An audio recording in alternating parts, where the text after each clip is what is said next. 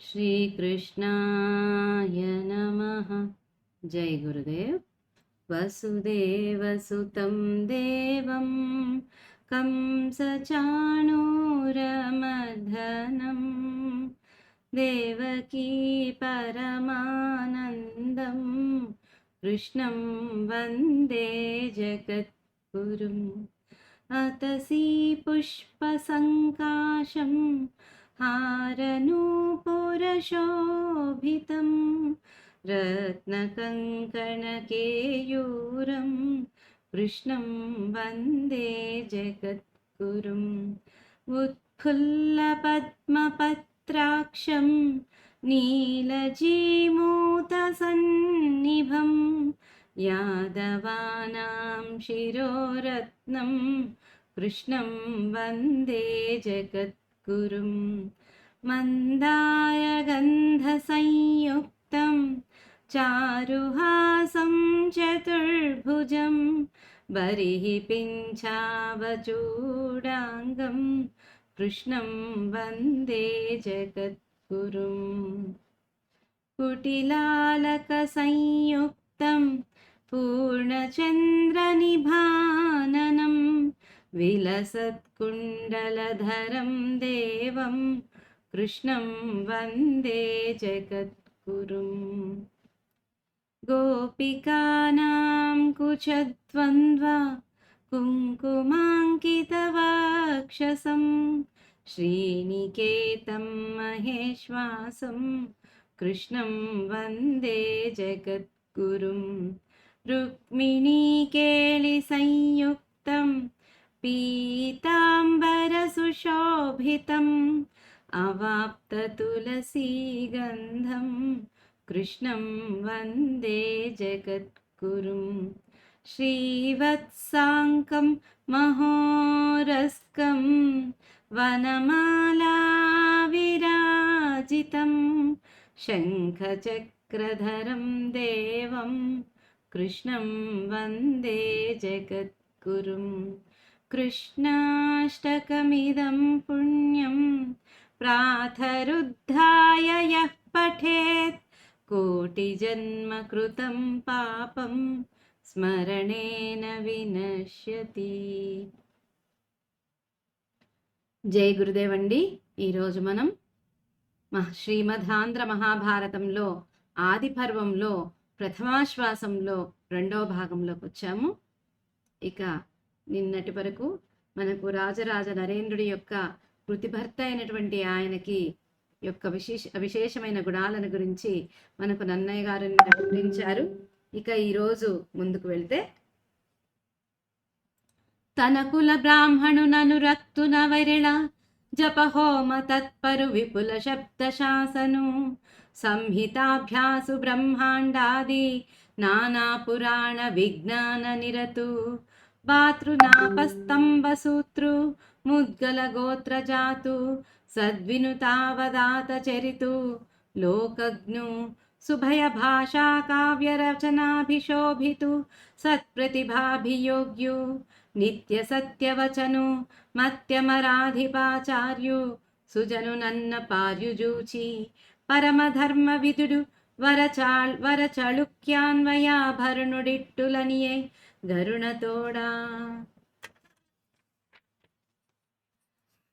తాత్పర్యం: తన వంశంలో తండ్రి తాతల నుండి పారంపర్యంగా వస్తున్న బ్రాహ్మణుడును, తన యందు ప్రీతి కలవాడును, నిరంతరం జపహోమాలు చేయటంలో ఆసక్తి కలవాడును, విస్తృతంగాను విశదంగాను శబ్దాల స్వరూపాన్ని నిర్ధారణ చేసిన వాడును, వేదమంత్ర భాగాన్ని అధ్యయనం చేసిన వాడును, బ్రహ్మాండ పురాణం మొదలైన అనేక పురాణాలలోని విజ్ఞానం పట్ల ఆసక్తి కలవాడును, అర్హుడును, ఆపస్తంభ సూత్రుడును, ముద్గల ముని గోత్రంలో పుట్టినవాడును, సుజనుల చేతను పండితుల చేతను తింపబడిన నిర్మలమైన శీలం కలవాడును, లోకజ్ఞత కలవాడును, ఎల్లప్పుడూ సత్యమే పలికేవాడును, బుద్ధిలో బృహస్పతి వంటి వాడును, సజ్జనుడును అయిన నన్నయ్య భట్టును చూచి పరమధర్మవేత్త, శ్రేష్టమైన చాళుక్య వంశానికి అలంకారమైన వాడు అయిన రాజరాజ నరేంద్రుడు దయతో ఈ విధంగా పలికాడు.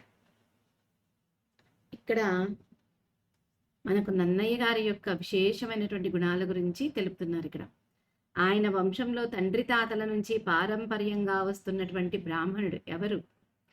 చాళుక్య వంశంలో వంశపారంపర్యంగా వస్తున్నటువంటి బ్రాహ్మణులలో ఆ బ్రాహ్మణులందరూ ఈయన దగ్గర వీళ్ళ వంశంలో పనిచేసేటువంటి వాళ్ళు.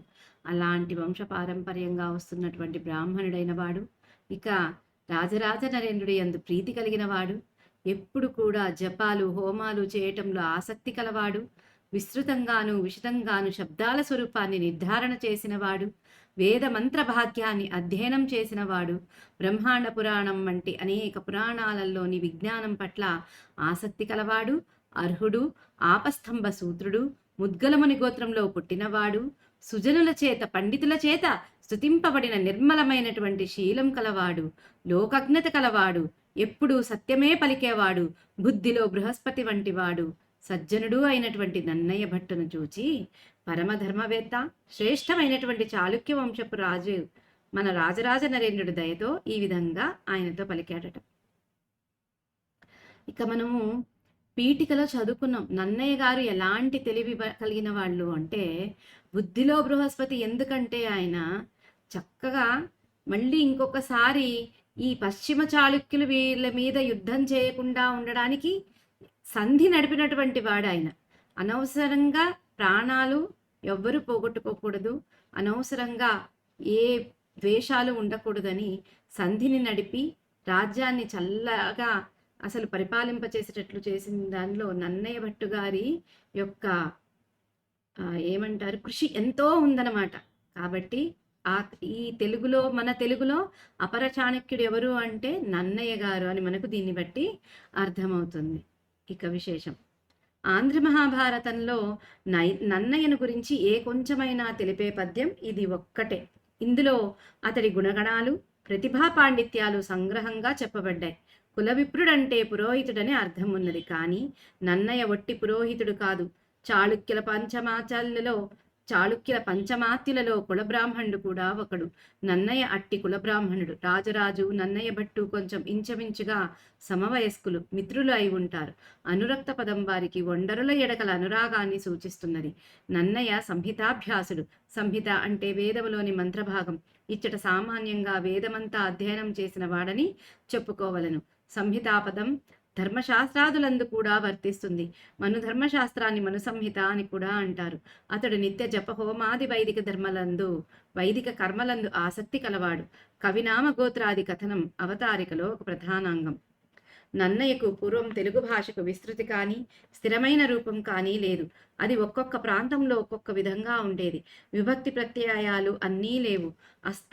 అవ్యవస్థితంగా ఉన్న అట్టి భాషకు స్థిరమైన రూపాన్ని ఇచ్చి సంస్కృత పదాలను తత్సమాలుగా తెలుగులో వాడటానికి తగిన ప్రణాళికను ఏర్పరచి దానిని కావ్యరచనకు తగిన దానినిగా చేశాడు. అతడు ఆంధ్ర శబ్ద చింతామణి అనే వ్యాకరణాన్ని రచించలేదని కొందరు అంటారు. అయినా అతడు పై విధంగా తెలుగు భాషకు కలిగించిన అభివృద్ధియే అతడిని విపుల శబ్ద శాసన నామానికి అర్హుడిగా చేసింది. పురాణాలు 18. సర్గం, ప్రతిసర్గం, వంశం, మన్వంతరాలు, వంశానుచరితం అనే పంచలక్షణాలు కలవి పురాణాలు. బ్రహ్మ, పద్మ, విష్ణు, శివ, భాగవత, నారద, మార్కండేయ, అగ్ని, భవిష్యత్, బ్రహ్మ వైవర్త, లింగ, వరాహ, స్కంద, వామన, కూర్మ, మత్స్య, గరుడ బ్రహ్మాండాలనేవి పురాణాల పేర్లు. ఈ పురాణాలన్నింటినీ నన్నయ్య చదివి అనేక విధాలైన విజ్ఞానాన్ని సంపాదించాడు. పాత్ర శబ్దం చేత అతడికి కావ్య రచనలోనే కాక వివిధ విషయాలలో కూడా ఉన్న అర్హత సూచింపబడుతుంది. అతడు నిర్మలశీలం, సౌజన్యం కలవాడు. అతడికి లోకజ్ఞత తప్పక ఉండాలి. నన్నయ్య సంస్కృత భాషలో రచించిన కావ్యమేదీ లభించటం లేదు. అతడు భారతారంభావ మంగళ శ్లోకాన్ని సంస్కృతంలోనే రచించాడు. రాజరాజు నారాయణ భట్టుకు నందమపూడి గ్రామాన్ని అగ్రహారంగా ఇచ్చాడు. ఆ శాసన కావ్యాన్ని నన్నయ్యయే రచించాడు. అది సంస్కృతంలో ఉన్నది. ఆంధ్ర శబ్ద చింతామణి కర్త అతడే అయినా కాకపోయినా అతడి సంస్కృత కావ్య రచనా కౌశలానికి పై రెండే చాలును. చింతామణి శాస్త్రమే కాని కావ్యం కాదు. నన్నయ్య నిత్య సత్యవ్రతుడు. బుద్ధి వైభవంలో దేవగురువైన బృహస్పతిని పోలినవాడు. నన్నయ్య అనే శబ్దం చివర అయ్య అనే పదం ఉన్నది. అయ్యకు బదులు అప్ప అని కూడా వాడవచ్చును. దానికి రూపాంతరం అప. ఇది సర్వప్రాసీసీసం. 12 చోట్ల ప్రాసయతియే పాటింపబడినది. ఈ సీసంలో మహాకవికి ఉండవలసిన లక్షణాలన్నీ తెలుపబడ్డవి. నన్నయ్య ఋషితుల్యుడు. నా ఋషి కురుతే కావ్యం అనే సూక్తి ఉన్నది. అట్టి ఋషితుల్యుడు కానివాడు పంచమ వేదమైన భారతాన్ని రచించటానికి అర్హుడు కాడు. నన్నయ్య ఈ పద్యాన్ని ప్రథమ పురుషలో రచించి ఒక క్రొత్త ఒరవడి పెట్టాడు. ఇది అతడి వినయగుణాన్ని వ్యక్తీకరిస్తుంది. ఈ విశేషంలో ఏం చెప్తున్నారు? ఆంధ్ర మహాభారతంలో నన్నయ్య గురించి తెలిపే పద్యం ఏదైనా ఉంది అంటే ఇది ఒకటే. ఇందులో ఆయన యొక్క గుణగణాలు, ప్రతిభా పాండిత్యాలు అన్నీ చక్కగా చెప్పబడ్డాయి. కుల విప్రుడు అంటే పురోహితుడు అనే అర్థం కూడా ఉంది. కానీ నన్నయ్య ఒట్టి పురోహితుడే కాదు, చాళుక్యుని యొక్క పంచమాతులు అంటే 5 మంత్రులలో కులబ్రాహ్మణుడు కూడా ఒకడు. నన్నయ్య అట్టి కులబ్రాహ్మణుడు. ఇక రాజరాజ నరేంద్రుడు, నన్నయ్య భట్టు కూడా కొంచెం మించుమించుగా సమవయస్కులే కాబట్టి మిత్రులై ఉంటారు అనేది అనుకుంటున్నారు ఇక్కడ కవులు. ఇక ఎందుకంటే వీళ్ళిద్దరి మధ్య అనురాగాన్ని సూచిస్తుంది ఈ మిత్రత్వం అంటున్నారు. ఇక నన్నయ్య సంహితాభ్యాసుడు. సంహిత అంటే వేదంలో ఒక మంత్రభాగం. ఒక వేదంలో ఉన్నటువంటి మంత్రభాగాన్ని సంహిత అంటారు. ఇక్కడ సామాన్యంగా వేదమంతా అధ్యయనం చేశాడు అని మనం ఇక్కడ చెప్పుకోవాలి అని చెప్తున్నారు. ఇక సంహిత పదం ధర్మశాస్త్రాదులందు కూడా వర్తిస్తుంది. మనుధర్మశాస్త్రాన్ని మను సంహిత అని కూడా అంటారు. ఇక నన్నయ్య నిత్య జప హోమాది వైదిక కర్మలందు ఎంతో ఆసక్తి కలవాడు. ఇక కవినామ గోత్రాది కథనం అవతారికలో ఒక ప్రధానాంగం. అంటే కవి యొక్క నామము, గోత్రము, కథనం అంతా కూడా ఈ అవతారికలో ఒక ప్రధానమైనటువంటి అంగం కాబట్టి ఇక్కడ కవి గురించి చెప్తున్నారు. నన్నయ్యకు పూర్వం తెలుగు భాషకు విస్తృతి కానీ స్థిరమైన రూపం కానీ లేదు. ఒక్కొక్క ప్రాంతంలో ఒక్కొక్క రకంగా ఉండేది ఈ తెలుగు భాష. విభక్తి ప్రత్యయాలు అవన్నీ లేవు. అస్తవ్యస్తంగా ఉన్నటువంటి అట్టి భాషకి స్థిరమైన రూపాన్నిచ్చి సంస్కృత పదాలను తత్సమాలుగా తెలుగులో వాడటానికి తగిన ప్రణాళిక నేర్పరిచి దానిని కావ్యరచనకు తగిన దానిగా చేశాడు నన్నయ్య. అతడు ఆంధ్ర శబ్ద చింతామణి అనే వ్యాకరణాన్ని రచించలేదని కొందరంటారు. అయినా అతడు పై విధంగా తెలుగు భాషకు కలిగించిన అభివృద్ధియే అతడిని విపుల శబ్ద శాసన నామానికి అర్హుడిగా చేసింది అంటారు. ఇక పురాణాలు 18. ఒకటి అయితే సర్గం, ప్రతిసర్గం, వంశం, మన్వంతరాలు, వంశానుచరితం అనేవి పంచలక్షణాలు. ఈ పంచలక్షణాలు ఉన్నవే పురాణాలు. ఇక బ్రహ్మపురాణం, పద్మపురాణం, విష్ణు పురాణం, శివపురాణం, భాగవత పురాణం, నారద పురాణం, మార్కండేయ పురాణం, అగ్ని పురాణం, భవిష్యత్ పురాణం, బ్రహ్మ వైవర్త పురాణం, లింగ పురాణం, వరాహ పురాణం, స్కంద పురాణం, వామన పురాణం, కూర్మ పురాణం, మత్స్య పురాణం, గరుడ పురాణం, బ్రహ్మాండ పురాణం అనేవి ఈ 18 పురాణాల పేర్లు.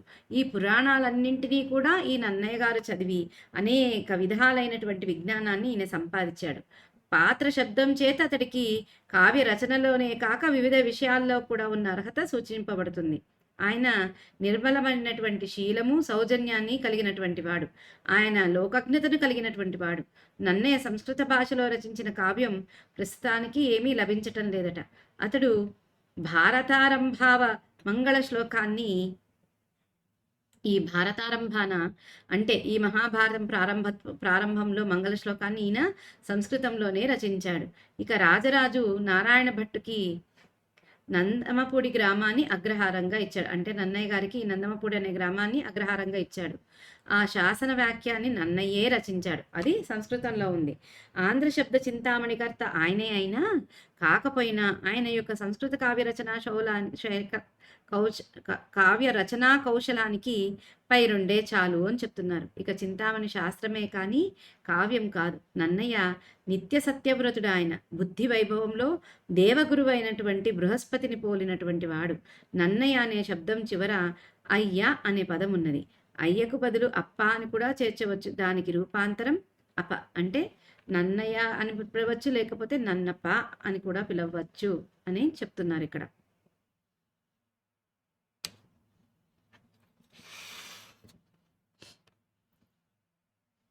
ఇక ముందుకెళ్తే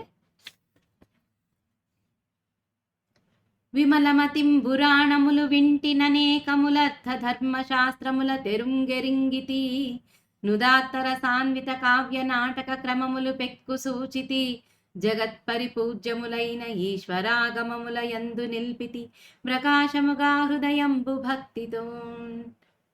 తాత్పర్యం: నిర్మలమైన మనస్సుతో పెక్కు పురాణాలు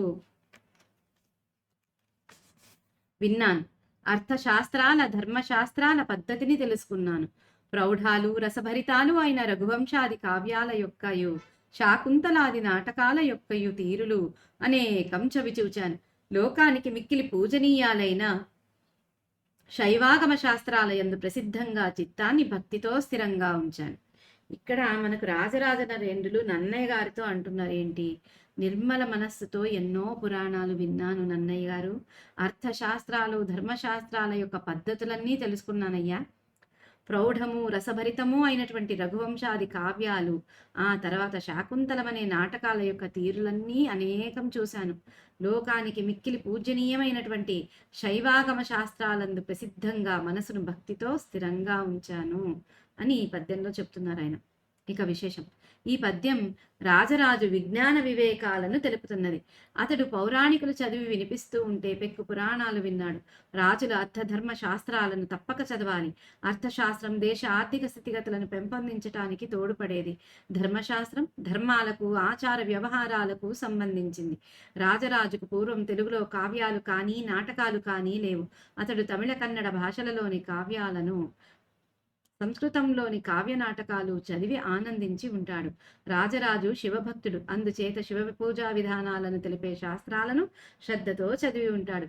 శివశక్తి విష్ణు పూజా క్రమాలను వివరించి ఆగమ గ్రంథాలు పెక్కు ఉన్నాయి. ఆగతం పంచవక్త్రాత్తు గతంచ గిరిజాననే మతంచ వాసుదేవస్య తస్మాదాగమ ముచ్చతే. శబ్దకల్పద్రుమం: శివముఖం నుండి వచ్చి పార్వతీముఖం చొచ్చి విష్ణువుకి ఇష్టం కావటం చేత ఆగమానికి ఆ పేరు వచ్చింది. కావ్యార్థ సూచనమనే ప్రస్తావనాంగం ఇందులో ఉన్నది. ఇక్కడ విశేషంలో ఏం చెప్తున్నారు? ఈ రాజరాజ నరేంద్రుడి యొక్క విజ్ఞానము వివేకమును తెలుపుతుంది ఈ పద్యం. ఈయన పౌరాణికులందరూ చదివి వినిపిస్తుంటే చాలా పురాణాలు విన్నాడు. ఇక రాజులు అర్థశాస్త్రము ధర్మశాస్త్రాలను తప్పక చదవాలి. అర్థశాస్త్రం నుంచి దేశం యొక్క ఆర్థిక స్థితిగతులను పెంపొందించడానికి తోడ్పడేటువంటి అంశాలన్నీ దానిలో ఉంటాయి. ఇక ధర్మశాస్త్రంలో ధర్మానికి ఆచార వ్యవహారాలకు సంబంధించిన అంశాలన్నీ ఉంటాయి. ఇవన్నీ వీటన్నిటి నుంచి ఈయన తెలుసుకొని దేశాన్ని పరిపాలించాలి. కాబట్టి ఈ అర్థధర్మ శాస్త్రాలను ఈయన కూలంకుషంగా చదువుకున్నారు. ఇక రాజరాజుకు పూర్వం తెలుగులో కావ్యాలు కానీ నాటకాలు కానీ పాపం లేవట. ఆయన తమిళ కన్నడ భాషల్లోని కావ్యాలను, అంటే విక్రమార్జున విజయాదులు కన్నడ కావ్యాలు, ఇక పేరిందేవనారు రచించినటువంటి భారతాదులు తమిళ కావ్యాలు, వీటిని ఈయన విని చదివి ఆనందించారు అని చెప్తున్నారు. ఇంకా సంస్కృతంలోని కావ్య నాటకాలు కూడా ఆయన చదివి ఆనందించి ఉంటారు అని ఇక్కడ కవి పరిశోధకులు చెప్తున్నారు మనకి. రాజరాజు ఇంకా శివభక్తుడు, అందుచేత శివ పూజా విధానాలను తెలిపే శాస్త్రాలను శ్రద్ధతో చదివి ఉంటాడు ఆయన. ఇక శివశక్తి విష్ణు పూజా క్రమాలను వివరించే ఆగమ గ్రంథాలు అనేకమున్నాయి. ఆగతం పంచవక్త్రాత్తు గతంచ గిరిజానని మతంచ వాసుదేవస్య తస్మాదాగమ ఉచ్యతే. శల్పకల్పద్రుమం అంటున్నారు. ఇక్కడ శివుడి ముఖం నుంచి వచ్చి పార్వతి ముఖంలోనికి వెళ్ళి విష్ణువుకి ఇష్టం అవటం చేత ఆగమానికి ఈ పేరు వచ్చింది.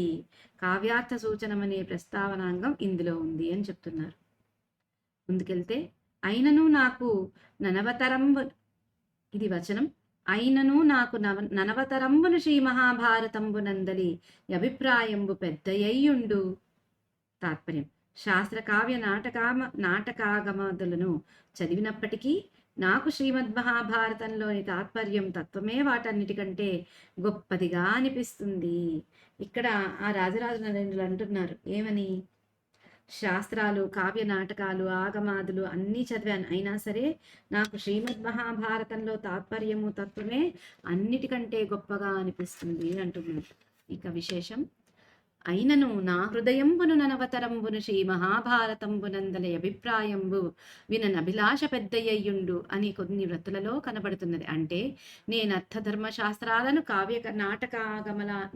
కావ్య నాటకాగమాలను చదివినప్పటికీ నా చిత్తంలో వ్యాసుడు రచించిన బహువిషయ శోభితమైన మహాభారతేతిహాసంలోని భావాన్ని వినటానికి కోరిక అధికమై ఉంటుంది అని భావం. ఈ పాఠం రాజరాజ హృదయంలోని అభిలాషను సూచించేది. అతడికి భారత శ్రవణాసక్తి ఇష్టమైన అంశాలలో ఒకటని రాబోయే పద్యంలో సూచింపబడుతున్నది. దానికి అనుగుణంగా ఈ పాఠం ఉన్నది. కానీ రాజరాజుకు కల నిశ్చయభావాన్ని ప్రస్తుత పాఠం సూచిస్తున్నది. పురాణాలు, అర్థధర్మశాస్త్రాలు, ఉదాత్త రసాన్విత కావ్య నాటకాలు, ఈశ్వరాగమాలు మొదలైన గ్రంథాలన్నిటిలో చెప్పిన తాత్పర్యం కంటే మహాభారతబద్ధ నిరూపితార్థం గొప్పదని రాజరాజు నిశ్చయం. అది అతడి విజ్ఞతను సూచిస్తున్నది. పూర్వపద్య భావంతో అన్వయిస్తున్నది. అది అతడి అభిలాషకు మూల కారణమైన నిశ్చయభావం. అందువలన ప్రస్తుత పాఠమే సముచితం.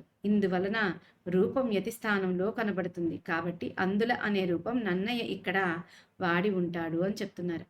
ఇక్కడ ఈ పద్యంలో అనేక ధర్మార్థ శాస్త్రాలు, కావ్య నాటకాల ఆగమాలు చదివినప్పటికీ నా మనస్సులో వ్యాసుడు రచించిన బహు విషయాలతో శోభితమైనటువంటి మహాభారత ఇతిహాసంలోని భావాన్ని వినటానికి కోరిక అధికమై ఉంటుంది అని చెప్తున్నారు ఇక్కడ రాజరాజ నరేంద్రుల వారు.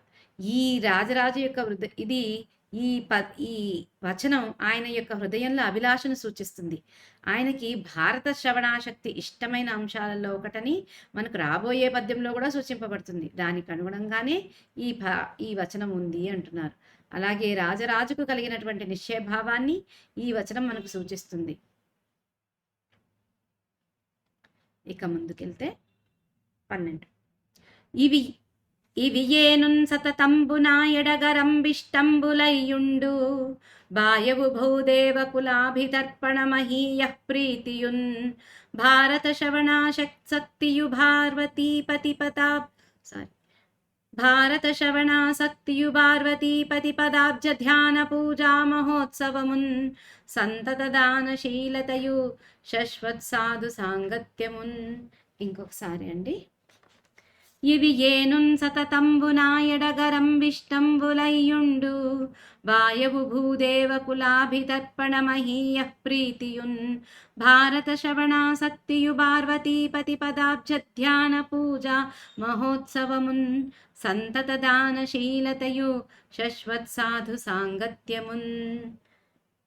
తాత్పర్యం: ఈ 5 నా హృదయంలో మిక్కిలి ప్రీతికరాలై ఉంటాయి, తొలగవు. అవి ఏవి అంటే బ్రాహ్మణుల సముదాయాన్ని తృప్తి పొందించటంలో మిక్కిలి గొప్ప ప్రీతి, భారతాన్ని వినటంలో ఆసక్తి, పద్మాల వంటి శివుడి పాదాలను ధ్యానించటంలో పూజించటంలో ఉండే గొప్ప వేడుక, ఎల్లప్పుడూ దానం చేసే స్వభావం కలిగి ఉండటం, నిరంతరం సత్పురుషులతోడి సహవాసం చేయటం అనేవి. ఈ పద్యానికి తాత్పర్యంలో ఏం చెప్తున్నారు? ఒక 5 గుణాలండి. ఈ 5 గుణాలు ఆయన హృదయంలో చాలా ఇష్టమట. ఎవరికి? రాజరాజ నరేంద్రుడికి. 1, బ్రాహ్మణుల సముదాయాన్ని తృప్తి పొందించటంలో ఆయనకి వాళ్ళని తృప్తిపరచాలంటే ఈయనకి ఎంతో ఇష్టమట.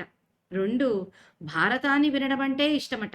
3, పద్మాల వంటి శివుని పాదాలను ధ్యానించటంలో పూజించటంలో ఆయనకి ఆ ఉండేటువంటి వేడుకంటే ఇంకా ఇష్టమట. ఎప్పుడు కూడా దానం చేసే స్వభావాన్ని కలిగి ఉండటం ఇష్టమట. ఇక ఎప్పుడు సత్పురుషులతో సహవాసం చేయటం అనేవి ఈ 5 లక్షణాలు రాజరాజ నరేంద్రుడికి చాలా ఇష్టమట. విశేషం, ఇందులో రాజరాజ హృదయానికి మిక్కిలి ప్రీతికరాలైన 5 విషయాలు పేర్కొనబడినవి. వాటిలో మహాభారతం వినవలననే కోరిక ఒకటి. అది ఆంధ్ర మహాభారత రచనకు ప్రేరకమైన ప్రధాన కారణం. కావ్యరచనా కారణం చెప్పటం అవతారికలో ఒక అంగం. నన్నయ్య 5 అనటానికి ఏను అనే పదాన్నే వాడుతాడు. మహత్ అను విశేషణం యొక్క తరభావాన్ని సూచించే పదం మహీయ మహిష్ఠ తమ భావాన్ని చూపిస్తుంది.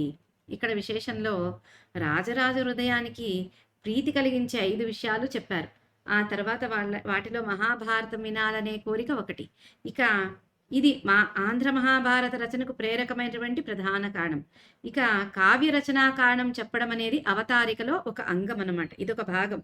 కాబట్టి నన్నయ్య దాని గురించి దీనికి మూలం ఎలా వచ్చింది అని చెప్పి చెప్తున్నారు, ప్రేరకమేమి అనేసి. నన్నయ్య 5 అనటానికి బదులు ఏను అనే శబ్దాన్ని చెప్తారనమాట. ఇక మహత్తను విశేషణం యొక్క తరభావాన్ని సూచించే పదం మహీయ మహిష్ట అనేది తమ భావాన్ని సూచిస్తుంది అంటున్నారు. ఇక ముందుకెళ్తే వచనం మరి అదియునుగాక. అంతేకాకుండా రాజరాజు తనకు భారతం పట్ల ప్రీతి అధికంగా ఉండటానికి మరికొన్ని కారణాలు తెలుపుతున్నాడు. ఈ వచనం కొన్ని ప్రతులలో లేదట. ఇక ముందుకెళ్తే హిమకరుదొట్టి పూరు భరతేశ కురు ప్రభు పాండు భూపతుల్ క్రమమున వంశకర్తలనగా మహినొప్పిన యస్మదీయ వంశమున ప్రసిద్ధులై విమల సద్గుణ శోభితులైన పాండవోత్తముల చరిత్ర నాకు సతతంబు వినంగనభీష్టమెంతయున్. తాత్పర్యం: చంద్రుడు మొదలుకొని పూరువు, భరతుడు, కురురాజు, పాండురాజులనేవారు వరుసగా వంశాన్ని స్థాపించి కొనసాగించిన వారు కాగా, భూమి యందు అలరారిన మా వంశంలో మిక్కిలి ప్రఖ్యాతులై స్వచ్ఛమైన యోగ్యమైన గుణాలతో ప్రకాశించిన సజ్జనులైన పాండవుల యొక్క చరిత్ర వినటం నాకెల్లప్పుడూ ప్రీతికరమై ఉంటుంది అంటున్నారు ఇక్కడ. ఇక్కడ ఇది కూడా ఎవరు చెప్తున్నారు? రాజరాజ నరేంద్రుల వారు చెప్తున్నారు. ఏమని? చంద్రుడితో మొదలుకొని ఆ తర్వాత పూరువు, భరతుడు, కురురాజు, పాండురాజు అనేవాళ్ళు వరుసగా ఈ చంద్రవంశాన్ని స్థాపించి కొనసాగించిన వాళ్ళైతే, ఈ భూమి మీద అలరారినటువంటి మా వంశంలో ఎంతో ప్రఖ్యాతులై స్వచ్ఛమైన యోగ్యమైన గుణాలతో ప్రకాశించినటువంటి సజ్జనులైనటువంటి పాండవుల యొక్క చరిత్ర వినటం నాకెప్పుడూ ఎంతో ఇష్టమైనది అని చెప్పి చెప్తున్నారు ఇక్కడ. విశేషం: తొట్టు అనగా మొదలుకొను. తెలుగు కావ్యాలలో ఈ ధాతువు యొక్క స్వార్థక రూపం ఒక్కటే కనపడుతున్నది. కౌరవ పాండవ వంశం చంద్రవంశం. దీనికి మూల పురుషుడు చంద్రుడు. తరువాత ఆ వంశంలో ఎందరో మహారాజులు పుట్టి భూమిని పరిపాలించారు. వారిలో ముఖ్యులైన వారిని మాత్రం నన్నయ్య ఈ పద్యంలో పేర్కొని ఉన్నాడు. వంశకర్త అనగా వంశాన్ని స్థాపించి దానిని కీర్తితో ధర్మ మార్గంలో కొనసాగించినవాడు. అతడి తరువాత అతడి పేరు మీద అతడి వంశస్థులు పిలువబడేవారు. ధర్మజాతులు, పౌరవులు, భారతులు, కౌరవులు, పాండవులు అని పిలువబడటం వంశకర్తల ప్రభావం వలననే. ఇక ఈ పద్యంలో తొట్టు అని వస్తుంది. తొట్టు అంటే మొదలుకును అని మీ అర్థం అనమాట. ఇక తెలుగు కావ్యాల్లో ఈ ధాతువు యొక్క రూపం ఒక్కటే కనపడుతుంది. ఇక కౌరవ పాండవంశం చంద్రవంశం. దీనికి మూల పురుషుడు చంద్రుడు. ఈయన నుంచే ఈ వంశం మొదలవుతుంది. ఈ వంశంలో ఎందరో మహారాజులు పుట్టి భూమిని పరిపాలిస్తారు. అయితే వాళ్ళలో ముఖ్యులైన వాళ్ళని మాత్రమే నన్నయ్య ఈ పద్యంలో పేర్కొంటాడు. వంశకర్త అంటే ఏంటి అంటే, వంశాన్ని స్థాపించి దాన్ని కీర్తితో ధర్మ మార్గంలో కొనసాగించినటువంటి వాళ్ళని వంశకర్త అంటారు. ఆయన తర్వాతే ఆ వంశకర్త పేరు మీదే ఆ వంశకర్త వంశస్థులు పిలువబడతారనమాట. ఇక ధర్మజాతుడిని ఏం పిలుస్తారు? పౌరవులు, భారతులు, కౌరవులు, పాండవులు అని పిలవటం వంశకర్తల ప్రభావంతోనే వాళ్ళని అలా పిలుస్తారు అని చెప్పి చెప్తున్నారు. ఇక ముందుకెళితే, అమల సువర్ణ శృంగకురమై కపిలంబగు ఘోషతంబునుత్తమ బహువేద విప్రులకు దానము చేసిన తత్ఫలంబు తథ్యమ సమకూరు భారత కథాశ్రవణాభిరతిన్ మదీయ చిత్తమునని శంభు భారత కథాశ్రవణ ప్రవణంబ కావునన్. తాత్పర్యం: పరిశుద్ధమైన బంగారపు తొడుగుతో కూడిన కొమ్ములను, గిట్టలను కల కపిలవర్ణం కల 100 ఆవులను యోగ్యులు వేదం అధ్యయనం చేసిన ఆయన పలువురు బ్రాహ్మణులకు దానం చేసిన ఆ ఫలితం భారత కథను వినే ఆసక్తి చేత తప్పక కలుగుతుంది. నా హృదయం కూడా భారత కథను వినాలి అని కుతూహలపడుతూ ఉంటుంది. కాబట్టి ఈ పద్యంలో మనకి చక్కగా చెప్తున్నారు రాజరాజ నరేంద్రులు. ఏం చెప్తున్నారు? పరిశుద్ధమైన బంగారం తొడుగుతో కూడినటువంటి కొమ్ములు, అంటే ఒక ఆవు కొమ్ముల్ని బంగారంతో కప్పితే, అలాగే గిట్టలని కూడా బంగారంతో చేస్తే, అలాంటి తొడిగించి కొమ్ములకి బంగారపు కొమ్ములు, కాళ్ళకి బంగారు గిట్టెలు తయారు చేసి వాటిని అలాంటి గోవుల్ని 100ని ఎంతోమంది బ్రాహ్మణులకు బహువేదాల్ని అంటే 4 వేదాల్ని చదివినటువంటి ఆ బ్రాహ్మణులకి దానము చేస్తే ఏ ఫలితం వస్తుందో అలాంటి ఫలితము భారతను కథను ఈ మహాభారతాన్ని వినాలనే ఆసక్తితో మనకు కలుగుతుందట. వినాలనే ఆసక్తి, చదివే ఆసక్తితో కూడా ఈ ఫలితం కలుగుతుందట. కాబట్టి నా హృదయం కూడా ఈ భారత కథను వినాలి అని తహతహలాడుతూ ఉంటుంది కాబట్టి అని చెప్తున్నాడు ఇక్కడ రాజరాజ నరేంద్రుడు. విశేషం, గోవులలో కపిల గోవు శ్రేష్టమైనది. వేద్యాధ్యయనం చేసిన విప్రులు దానానికి మిక్కిలి పాత్రులు. పాత్రదానం వలన ఎక్కువ ఫలం చేకూరుతుంది. అంటే ఎందుకు ఇక్కడ కపిల గోవు గురించే చెప్తున్నారు? ఇవ్వడానికి. ఆ తర్వాత పుచ్చుకునేటువంటి ఆ విప్రుల్ని, వేదాధ్యయనం చేసిన విప్రులు అంటే గోవుల్లో కపిల గోవు శ్రేష్టమైంది, వేదాధ్యయనం చేసిన విప్రులు శ్రేష్టమైన వాళ్ళు. అలాంటి వాళ్ళకి అంటే మనం దానం చేసినప్పుడు సపాత్ర దానం చేయాలి, అపాత్ర దానం చేయకూడదు. అంటే మనం వచ్చే దానం తీసుకున్న దానికి అర్హత కలిగి ఉండాలి. అలాంటి అర్హత కలిగి ఉన్న వాళ్ళకే మనం దానం చేయాలి. దాన్ని సపాత్ర దానం అంటారు. లేదంటే ఇప్పుడు బాగా డబ్బులు ఉన్నవాడికి తీసుకెళ్ళి నువ్వు పబ్బుకు తీసుకెళ్ళి నేను దానం చేశాను, మందు పోసానంటే అది దానం కాదు. ఇంకా బాగా డబ్బులు ఉన్నవాడికి నువ్వు డబ్బిచ్చి పేకాటకి డబ్బులు ఇచ్చావనుకో అదేమవుతుంది? అపాత్ర దానం అవుతుంది. దాని నుంచి నీకు ఇంకా పాపమే వస్తుంది కానీ పుణ్యం రాదు. దీన్ని అపాత్ర దానము అంటారనమాట. ఇక ముందుకెళితే జననుత కృష్ణద్వైపాయన ముని వృషభాభిహిత మహాభరత బద్ధ నిరూపితార్థమేర్పడ దెనుగున రచయింపు మది కదీయ యుక్తి మియిన్. జనుల చేత కీర్తింపబడేవో నన్నయ్య కవి, వ్యాసముని శ్రేష్ఠుని చేత చెప్పబడిన మహాభారతంలో తెలుపబడి నిరూపింపబడిన అర్థం తేట తెల్లమయ్యేటట్లు అధికమైన బుద్ధి సంపద అలరారగా తెలుగు భాషలో వ్రాయుము. ఇక్కడ చెప్తున్నారు రాజరాజ నరేంద్రుడు, జనులతో కీర్తింపబడేవాడివయ్యా ఓ నన్నయ్య కవి, వ్యాసముని శ్రేష్ఠుని చేత చెప్పబడినటువంటి మహాభారతంలో తెలుపబడి నిరూపించబడినటువంటి అర్థం అందరికీ అర్థమయ్యేటట్లు చాలా సులభంగా అధికంగా బుద్ధి సంపది ఉన్నటువంటి నువ్వు దీన్ని తెలుగు భాషలో రాయ్యా అని చెప్పి చెప్తున్నాడు. విశేషం, వ్యాసుడు పరాశరమునికి దాశరాజ కన్యకు ద్వీపంలో పుట్టాడు. అతడు నల్లనివాడు, అందుచేత కృష్ణద్వైపాయనుడనే పేరు కలిగింది. సింహ, వృషభ, శార్దూల, కుంజరాది శబ్దాలు సమాసంలో ఉత్తర పదాలై శ్రేష్టతను సూచిస్తాయి. ఈ పద్యంలో తెలుగు శబ్దం నకార మధ్యమంగా వాడపడింది. ఈ నకారం ప్రాసస్థానంలో ఉంది. నన్నయ్య నాడు తెలుగు శబ్దమే వాడుకలో ఉన్నది కాబోలును. తరువాత తెలుగు అనురూపం కూడా వచ్చింది. రాజరాజు నన్నయ్యను భారతంలోని అర్థం ఏర్పడేటట్లుగా వ్రాయమన్నాడే కాని యథాతథంగా అనువాదం చేయుమని అడిగి ఉండలేదు. నన్నయ్యకు ముందే పంపకవి కన్నడంలో విక్రమార్జున విజయం అనే పేర భారత కథను కావ్యంగా రాసి ఉన్నాడు. అట్లే పేరెందేవనారు తమిళంలో భారతం రాసి ఉన్నాడు. పంపకవి జైన మతానికి చెందినవాడు. అందుచేత అతడి కావ్యంలో ఆ మతానికి అనుగుణంగా వ్యాస భారతంలోని కథను, వర్ణనలను అక్కడక్కడా మార్చాడు. అది ఎరిగినవాడు కావటం చేత రాజరాజు నన్నయ్యతో వ్యాసుడు భారతంలో నిరూపించిన తాత్పర్యాన్ని, తత్వాన్ని తేటపడేటట్లుగా తెలుగున భారతాన్ని రచింపుమని చెప్పాడని విమర్శకులు భావిస్తున్నారు. ఇక్కడ విశేషంలో ఏం చెప్తున్నారు? ఇక ఈ వ్యాసులు వారు పరాశరుడికి, ఆ తర్వాత దాశరాజకన్య అయినటువంటి ఆ మత్స్యగంధికి ద్వీపంలో పుడతాడు. ఈయన నల్లనివాడు. తరువాత అందువలన ఆయన్ని కృష్ణద్వైపాయనుడు అని పిలుస్తారు. ఇక ఈ పద్యంలో తెలుగు కాకుండా తెనుగు అనే పదం మాధ్యమంగా వాడపడింది. ఎందుకు అంటే అప్పుడు తెలుగు భాష అనే వాళ్ళు కాదు వాడుకలో ఉన్నది, తెనుగు అనే భాష. ఆ తెనుగు అనే పదం వాడుకలో ఉంటుందన్నమాట.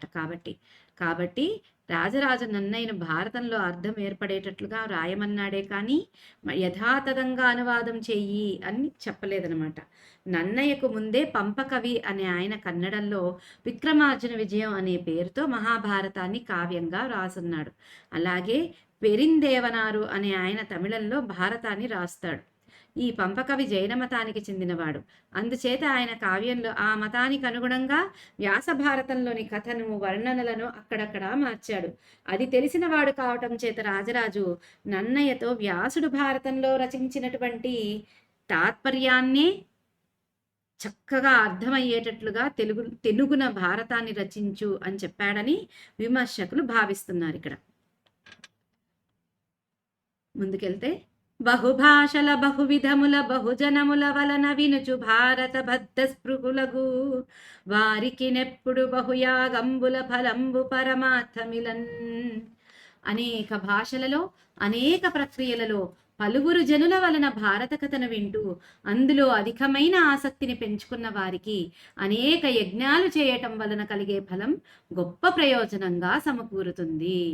ఇంకిక్కడ ఏం చెప్తున్నారు ఈ తాత్పర్యంలో? ఆయన అనేక భాషల్లో అనేక ప్రక్రియల్లో ఎంతో మంది జనుల వలన భారత కథను వింటూ అందులో ఎంతో ఆసక్తిని పెంచుకున్న వాళ్ళకి ఎలా ఉంటుందట, అనేక యజ్ఞాలు చేయటం వలన కలిగే ఫలితం ఎంత వస్తుందో అంత ప్రయోజనం వాళ్ళకి కలుగుతుందట.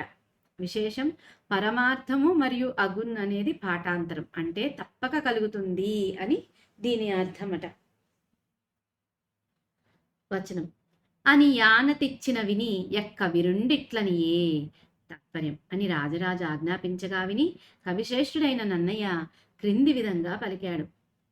అమెలిన తారకా సముదాయంబులనెన్నను సర్వవేద శాస్త్రముల యశేష సారము ముదంబున వందను బుద్ధిబాహు విక్రమమున దుర్గమాథ జల గౌరవ భారత భారతీ సముద్రముదరియంగ నీదను విధాతృనకైనను నేరబోలుని. ఆకాశంలోని నక్షత్ర సమూహాలను లెక్కించటానికి, అన్ని వేదాల శాస్త్రాల సంపూర్ణ సారాన్ని సంతోషంతో గ్రహించటానికి, బుద్ధి అనే భుజబలంతో పొందశక్యం కాని అర్థమనే నీటి యొక్క విస్తృతితో కూడిన భారత వాంగ్మయ సముద్రాన్ని దాటేటట్లుగా ఈదటానికి కాదు. ఇంకిక్కడ ఏం చెప్తున్నారు ఈ తాత్పర్యంలో? ఆకాశంలో నక్షత్రాల సమూహాన్ని లెక్కించడానికి, అలాగే అన్ని వేదాల శాస్త్రాల సంపూర్ణ సారాన్ని సంతోషంతో గ్రహించడానికి బుద్ధి అనే భుజబలంతో మనం చెయ్యలేం. ఎందుకంటే ఆకాశంలో నక్షత్రాలను లెక్కించగలమా? లెక్క పెట్టలేం. అలాగే అనేక వేదాల శాస్త్రాల అన్ని సంపూర్ణ సారాన్ని మనం గ్రహించడానికి ఒక్కసారిగా మన చేత అవుతుందా? అవన్నీ కాదు, అవి శక్యం కాదు మన చేత. కాబట్టి అలాంటి అర్థమనే నీటి యొక్క, వీటన్నిటి అర్థమనే నీటి యొక్క విస్తృతితో కూడినటువంటి భారత వాంగ్మయ సముద్రాన్ని దాటేటట్లుగా, అంటే ఈదటానికి, అంటే ఆవలిబడ్డు చేరటానికి బ్రహ్మకైనా శక్యమవుతుందా అని అంటున్నారు. ఇక్కడ కాదు.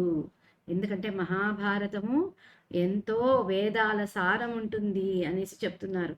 అన్ని వేదాల సారము, సంపూర్ణ సారం ఇక్కడ ఉంటుంది. దీన్ని దాటడానికి బ్రహ్మకు కూడా వల్ల కాదు అని చెప్పి చెప్తున్నారు. విశేషం, ఈ పద్యము నన్నయ్య వినయ గుణాన్ని సూచిస్తుంది.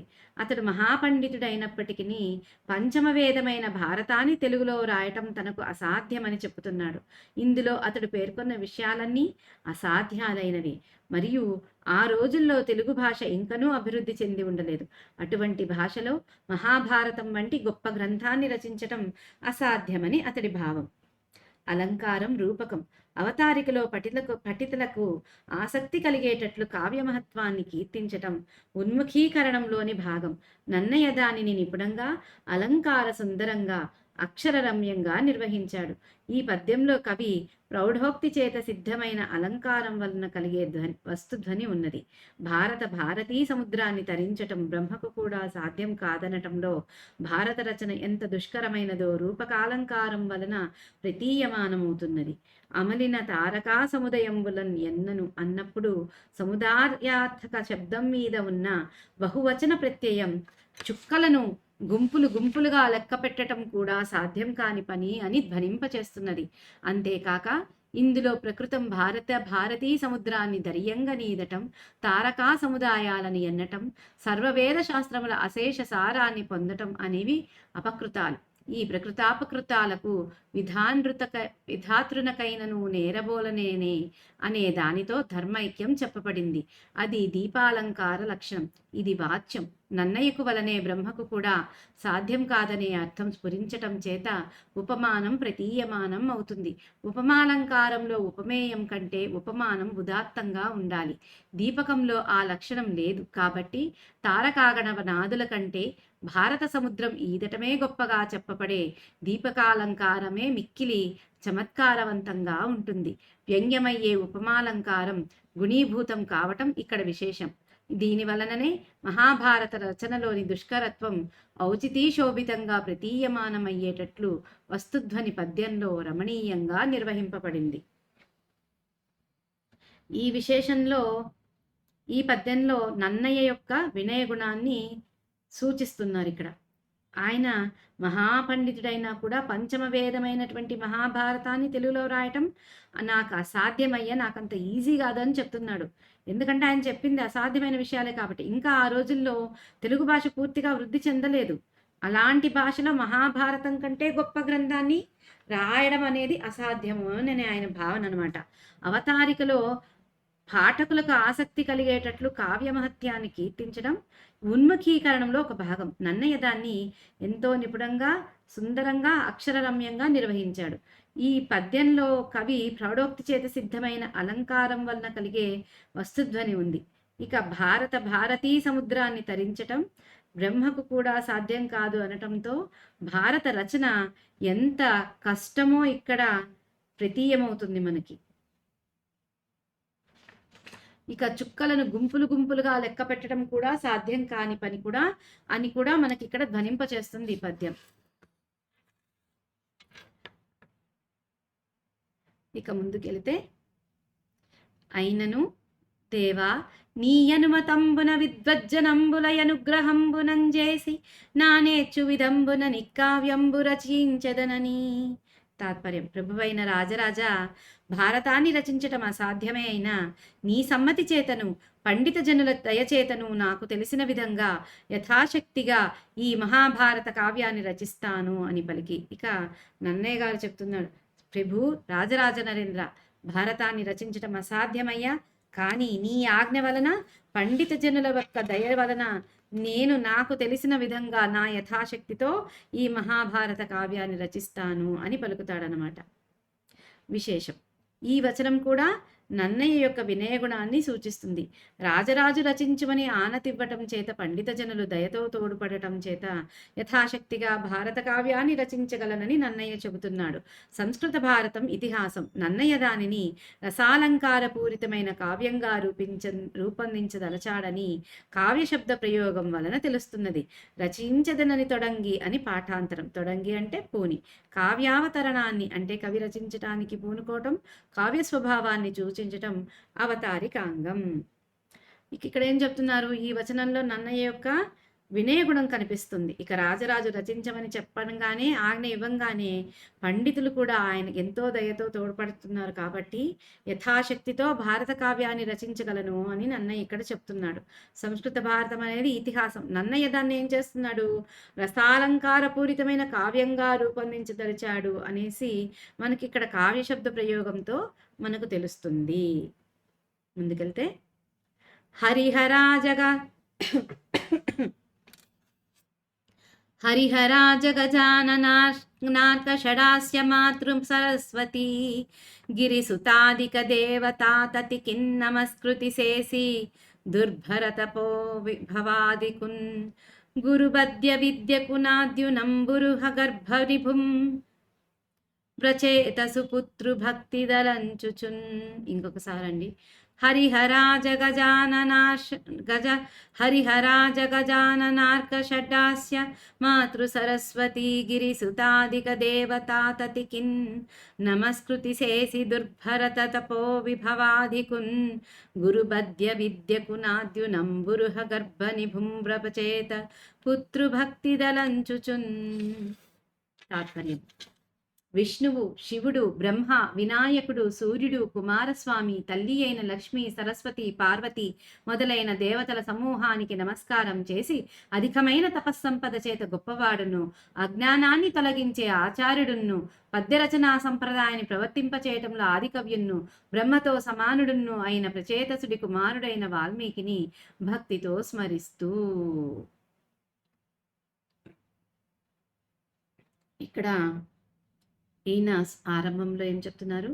విష్ణువు, త్రిమూర్తులైనటువంటి త్రిమూర్తులు, వాళ్ళ పిల్లలైనటువంటి శివుడి కొడుకు అయినటువంటి వినాయకుడు, సూర్యుడు, కుమారస్వామి, వాళ్ళ ఇక తల్లి అయినటువంటి మనకందరికీ తల్లి అయినటువంటి లక్ష్మి, సరస్వతి, పార్వతి మొదలైనటువంటి దేవతల సమూహానికి అంతటికీ నమస్కారం చేసి అధికమైనటువంటి తపస్సంపద చేత గొప్పవాడైనటువంటి వాడు, అజ్ఞానాన్ని తొలగించే ఆచార్యుడు, పద్య రచనా సంప్రదాయాన్ని విస్తరింపచేయటంలో ఆదికవి అయిన వాడు, బ్రహ్మతో సమానుడు అయినటువంటి ప్రచేతసుడి కుమారుడైనటువంటి వాల్మీకిని భక్తితో స్మరిస్తున్నారు ఇక్కడ తాత్పర్యంలో. ఈ పద్యంలో నన్నయ్య భట్ట గారు విశేషం. కావ్యారంభంలో త్రిమూర్తులను, వారి భార్యలను, విఘ్నేశ్వరుడు మొదలైన దేవతలను భక్తితో స్మరించటం కవులకు పరిపాటి. ఈ సంప్రదాయానికి సంగ్రహంగానైనా మార్గదర్శకుడైంది నన్నయ్యే. అతడు సూర్యుడిని, కుమారస్వామిని కూడా స్మరించాడు. మాతృశబ్దానికి సప్తమాతృకలు లేదా అక్షరమాతృకలు అనే అర్థాలను కూడా చెప్పవచ్చును. తరువాతి వారు వీరిని స్మరించటం అరుదుగా కనబడుతుంది. సంస్కృతంలో రామాయణం రచించిన వాల్మీకి ఆదికవిగా పరిగణింపబడుతున్నాడు. మానిషాద ప్రతిష్టాంత్వం అనేది అతడు చెప్పిన మొదటి శ్లోకమని అంటారు. అంతకు ముందు వెలిసిన ఉపనిషత్తులలో కొన్ని శ్లోకాలు ఉన్నవి. అవి వైదికాలు. లౌకిక సంస్కృతంలో మొట్టమొదట శ్లోకం రాసిన వాడు వాల్మీకియే కావచ్చును.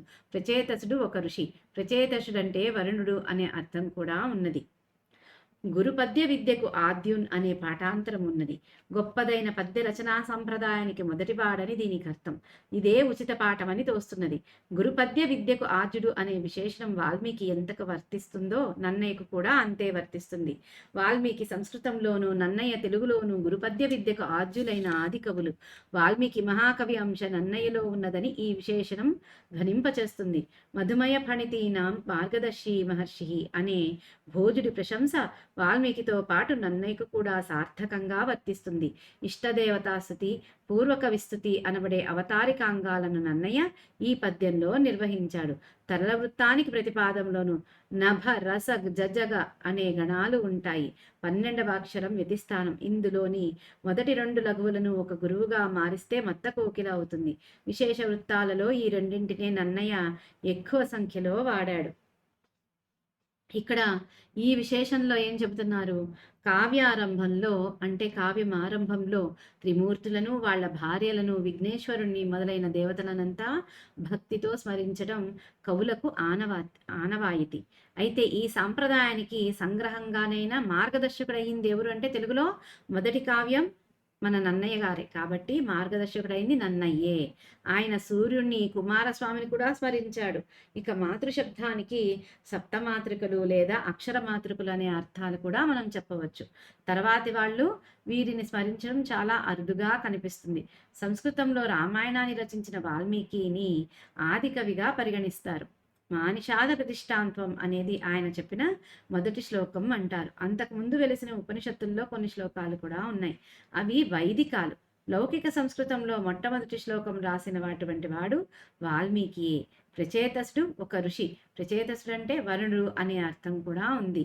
ఇక గురుపద్య విద్యకు ఆద్యుడు అనే పాఠాంతరం ఉంది. ఈ గొప్పదైనటువంటి శ్లోకరచనా సంప్రదాయానికి మొదటివాడని దీనికి అర్థం.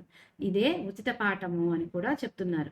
గురుపద్య విద్యకు ఆద్యుడు అనే విశేషణం వాల్మీకి ఎంత వర్తిస్తుందో నన్నయ్యకు కూడా అంతే వర్తిస్తుంది. ఎందుకంటే వాల్మీకి సంస్కృతంలో ఆదికవి అయితే నన్నయ్య తెలుగులో ఆదికవి అన్నమాట. ఈ వాల్మీకి యొక్క మహాకవి అంశ నన్నయ్యలో కూడా ఉన్నదని ఈ విశేషణం మనకి ధ్వనింపజేస్తుంది. మధుమయ ఫణితీనా మార్గదర్శి మహర్షి అనే భోజుడి యొక్క ప్రశంస వాల్మీకితో పాటు నన్నయ్యకు కూడా సార్థకమవుతుంది అని చెప్తున్నారు. ఇష్టదేవతాస్తుతి, పూర్వకవిస్తుతి అనబడేటివి అవతారికలో అంగాలన్నమాట. ఇవాటన్నిటినీ మనకి ఈ పద్యంలో నన్నయ్య గారు నిర్వహించారు. ఇక ముందుకెళ్తే భారత భారతీ శుభఖబస్తి చయంబుల చేసి ఘోర సంసార వికార సంతమ సజాల విజృంభము చాచి సూరి చేతూరు చిరాబ్జ బోధన రతుండగు దివ్యు పరాశరాత్మజాంబోరు భోరు హమిత్రుగొల్చి ముని పూజితు భూరి యశో విరాజితున్. శ్రోతలందరికీ నా విన్నపం అండి, నేను తెలుగు పండితురాల్ని కాదు, నేను చాలా సామాన్యురాల్ని. కాబట్టి శ్లోకాలు చదవటంలో, ఈ పద్యాలు చదవటంలో తప్పులు తత్తరపాట్లు జరుగుతున్నాయి. కాబట్టి నన్ను క్షమించగలరు. ఎంతో వినయంగా నేను మనవి చేసుకుంటున్నాను, నన్ను క్షమించగలరు. తాత్పర్యం: భారతంలోని వాక్కులనే మంగళాకరాలైన కిరణ సముదాయాల చేత భయంకరమైన సంసారంలోని వికృతులు అనే దట్టమైన చీకట్ల యొక్క అతిశయాన్ని పోగొట్టి పండితుల హృదయాలనే ప్రకాశించే పద్మాలను వికసింపచేయటంలో ఆసక్తి కలవాడున్ను, యోగ్యుడున్ను, దేవతాతుల్యుడున్ను, మునులచే పూజింపబడవాడున్ను, అధికమైన కీర్తి చేత ప్రకాశించేవాడున్ను అయిన వ్యాసుడనే సూర్యుడిని సేవించి. అంటే ఇక్కడ ఏం చెప్తున్నారు ఈ తాత్పర్యంలో? భారతంలో వాక్కులు అనే మంగళకరమైనటువంటి కిరణ సముదాయాల చేత భయంకరమైన సంసారంలోని వికృతులు అనే దట్టమైన చీకట్లనే అతిశయాన్ని పోగొట్టి పండితుల హృదయాలనే ప్రకాశించే పద్మాలను వికసింపచేయటంలో ఆసక్తి కలవాడు, యోగ్యుడు, దేవతాతుల్యుడు, మునులందరితోటి పూజింపబడేవాడు, అధికమైన కీర్తి చేత ప్రకాశించేవాడు అయిన వ్యాసుడు అనే సూర్యుడిని సేవించి. అంటే ఇక్కడ వ్యాసుడిని కీర్తిస్తున్నారు. ఎలాంటి వాడట వ్యాసుడు? ఆయన మునులతో పూజించబడేవాడు, దేవతలతో సమానమైన వాడు, యోగ్యుడు, ఇక పండితుల హృదయాలను వికసింపజేసేటువంటి వాడు, ఇక సంసారమనే చీకట్లను పోగొట్టేటువంటి వాడు. ఇవన్నీ కూడా అలాంటి సూర్యుడు వేదవ్యాసుడు అని ఇక్కడ ఆయన్ని స్తుతిస్తున్నారు మన నన్నయ్య గారు. విశేషం: ముని పూజితి భూరి యశో విరాజుతిన్ అనే వాటిని సూర్యుడికి కూడా విశేషణాలుగా చెప్పవచ్చును. పాచి అనే చోట పాపి అనే పాఠాంతరం ఉన్నది. రెండింటికి అర్థం సమానమే. పాయు అనే ధాతువుకు పాచు, పాపు అనేవి ప్రేరణార్థక రూపాలు. దివ్య పరాశరాత్మ జాంభోరుహమిత్రు అని సమాస రూపమైన పాఠాంతరం కూడా ఉంది. పరాశరాత్మ జాంభోరుహమిత్రుగొల్చి అని వ్యాస విశేషణాలను సమాప్తి చేసి తిరిగి మునిపూజితి భూరి యశో విరాజితున్ అనే విశేషణాలను రాయటం చేత సమాప్త పునరావృత్త దోషం ఏర్పడుతుందని కొందరు భావించవచ్చును. కానీ ఉత్థితాకాంక్షమైన సమాప్త పునరావృత్తం దోషం కాదని తెలుసుకొనాలి. ఈ పద్యంలో రూపాలంకారం ఉన్నది. వ్యాసునికి, సూర్యునికిన్ని, భారత వాక్కులకు, సూర్యకిరణాలకును, సంసార వికారాలకు, చీకట్లకును, పండిత మనసులకు, పద్మాలకును పోలిక చెప్పబడింది. త్రిమూర్తులు మొదలైన దేవతలను కొలిచినట్లే కావ్యారంభంలో తమకు పూర్వమున్న కవులను కూడా ప్రశంసించటం కవులకు పరిపాటి. నన్నయ్య తనకు ముందు చెప్పదగిన తెలుగు కవులు ఎవ్వరూ లేకపోవటం చేత కాబోలు సంస్కృతంలో ఆది కవులైన వాల్మీకిని, వ్యాసుడిని మాత్రమే స్మరించాడు.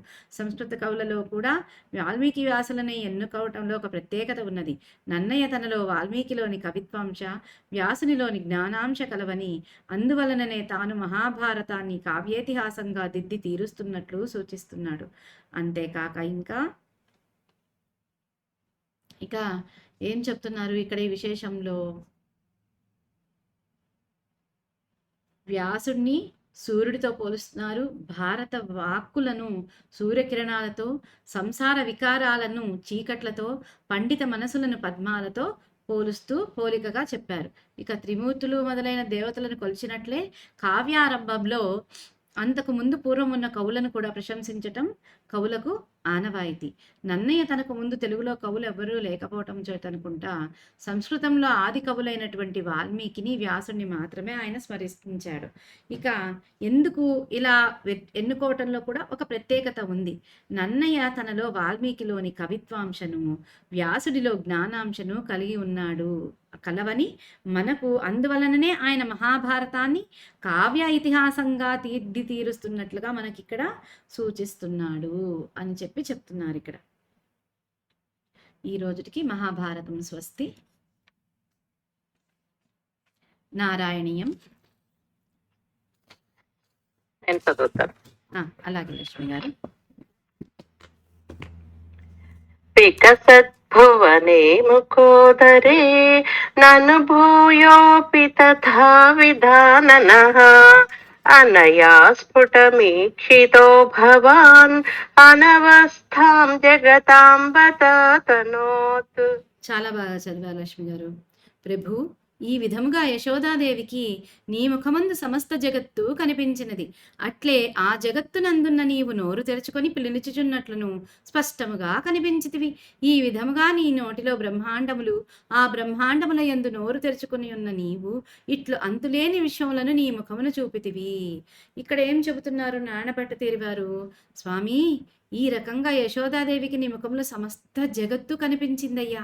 అలాగే ఆ జగత్తులో ఉన్నటువంటి నువ్వు మళ్ళీ నోరు తెరుచుకొని నించున్నట్లు కూడా స్పష్టంగా, అంటే స్వామి ఇలా నోరు తెరుచుకుంటే ఆ నోట్లో సమస్త జగత్తు, ఆ జగత్తు మధ్యలో ఈయన నోరు తెరుచుకొని అక్కడ కూడా ఆ నోట్లోనే మళ్ళీ ఈయన నోరు తెరుచుకొని అక్కడ నించున్నట్లు కూడా కనిపించావయ్యా. అంటే ఈ విధంగా నీ నోట్లో బ్రహ్మాండాలు, ఆ బ్రహ్మాండాల్లో మళ్ళీ నువ్వు నోరు తెరుచుకొని నువ్వు ఇలా అంతులేని విశ్వాలనన్నిటినీ నీ ముఖంలో చూపించావు తండ్రి అని చెప్పి చెప్తున్నారు ఇక్కడ. 10. ధృతతత్వధియం తదాక్షణం జననీం తాం ప్రణయేన మోహయన్ స్తనమంబదిశేత్యుపాసజన్ భగవన్నద్భుత బాల పాహి మాం.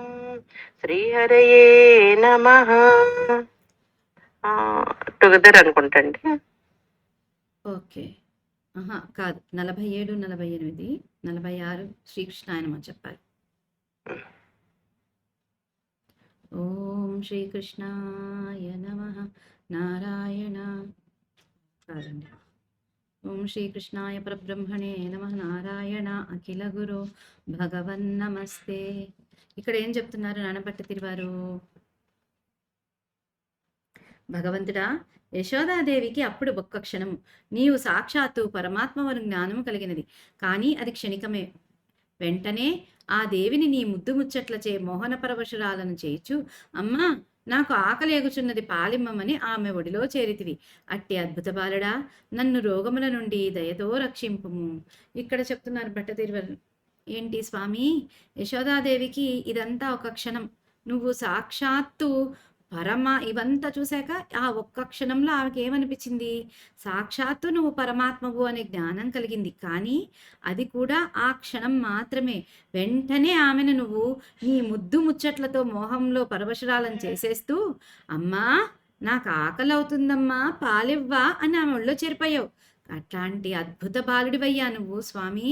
అలాంటి నువ్వు మమ్మల్ని అందరినీ మా రోగాల నుండి దయతో రక్షింపుము తండ్రి. ఈ రోజుటికి స్వస్తి. ఓం శ్రీకృష్ణాయ నమః. జై గురుదేవ్.